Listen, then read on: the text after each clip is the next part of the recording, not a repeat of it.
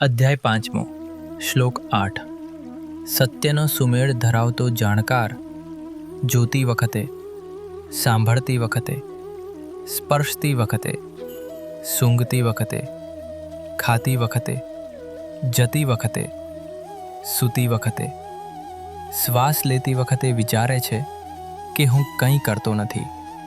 સત્યના જાણકાર એટલે તત્વવિદ એ આ રીતે વિચારે છે, હું કંઈ કરતો નથી. ભલે તે ઘણું બધું કામ કરતા હોય, પણ ભાવના એ હોય છે કે હું કંઈ કરી રહ્યો નથી.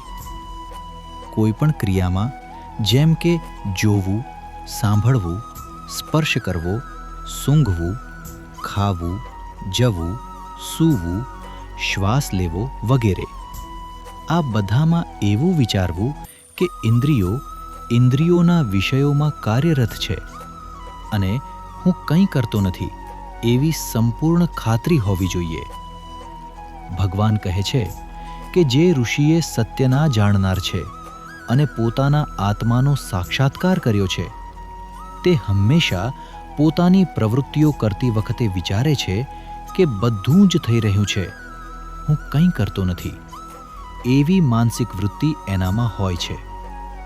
આવી વ્યક્તિ પથ્થરની મૂર્તિની જેમ નથી બેસતી, પણ ખંતથી પોતાના કાર્ય કરતા રહે છે.